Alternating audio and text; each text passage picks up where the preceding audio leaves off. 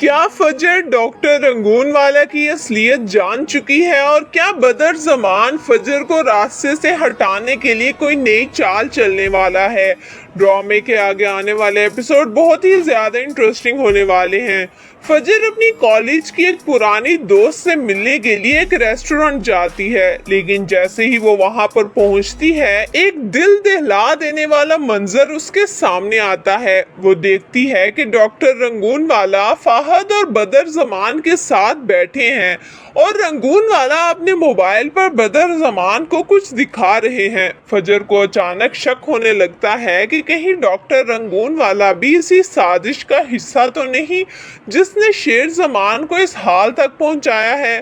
فجر فوراً ہاسپٹل واپس جاتی ہے اور شیر زمان کی تازہ بلڈ رپورٹس منگواتی ہے۔ رپورٹس دیکھ کر اس کے پیروں کے نیچے سے تو زمین ہی نکل جاتی ہے، کیونکہ رپورٹس میں کچھ ایسے کیمیکلز کی مقدار زیادہ پائی جاتی ہے جو ایک صحت مند انسان کو بھی دماغی مریض بنا سکتے ہیں۔ اب فجر کو سب کچھ صاف صاف سمجھ آنے لگا ہے۔ شیر زمان جو پہلے کاروباری دنیا کا بادشاہ تھا، آج اگر ہاسپٹل کے بیڈ پر ہے تو اس کے پیچھے بدر زمان، فہد اور ڈاکٹر رنگون والا ہے۔ جب شیر فجر کو اپنے سامنے دیکھتا ہے تو وہ بہت نرم ہو جاتا ہے۔ فجر اس کا ہاتھ تھامتی ہے اور کہتی ہے، شیر میں تمہارے ساتھ ہوں، تم بہت جلد ٹھیک ہو جاؤ گے۔ شیر روتے ہوئے کہتا ہے کہ اگر ساری دنیا بھی مجھے پاگل کہے تو تم مت کہنا، تم ہی میری آخری امید ہو۔ لیکن اسی لمحے دوا کا اثر اتنا بڑھ چکا ہوتا ہے کہ شیر اچانک غصے میں آ کر ایک گلاس اٹھاتا ہے اور فجر کے سر پر دے مارتا ہے۔ فجر کے سر سے خون بہنے لگتا ہے، لیکن فجر شیر کو تسلی دیتی ہے، میں ٹھیک ہوں، تم نے جان بوجھ کر نہیں کیا، میں تمہیں جانتی ہوں۔ یہ منظر شیر کو اندر سے ہلا کر رکھ دیتا ہے۔ وہ شرمندگی سے رونے لگتا ہے اور بار بار معافی مانگتا ہے۔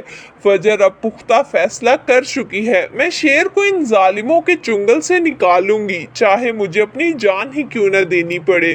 فجر ڈاکٹر رنگون والا کے پاس جاتی ہے اور کہتی ہے، میں نے فیصلہ کر لیا ہے، شیر ٹھیک ہو سکتا ہے اور میں اسے مکمل صحت مند بنا کر ہی دم لوں گی۔ ڈاکٹر رنگون والا طنزیہ انداز میں مسکراتے ہیں اور کہتے ہیں، تم نے اس شخص سے مار بھی کھائی ہے، پھر بھی اسے بچانا چاہتی ہو۔ فجر پر عزم لہجے میں جواب دیتی ہے، کیونکہ مجھے یقین ہے وہ پاگل نہیں بلکہ پاگل بنایا جا رہا ہے۔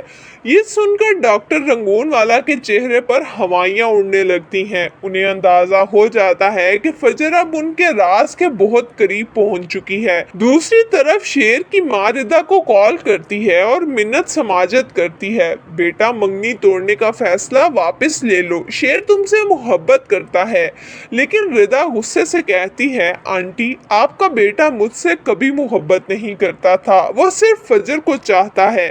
میں شیر کے لیے نہیں بنی، وہ فجر کے لیے بنا ہے، وہی ہے جو شیر کو سنبھال سکتی ہے۔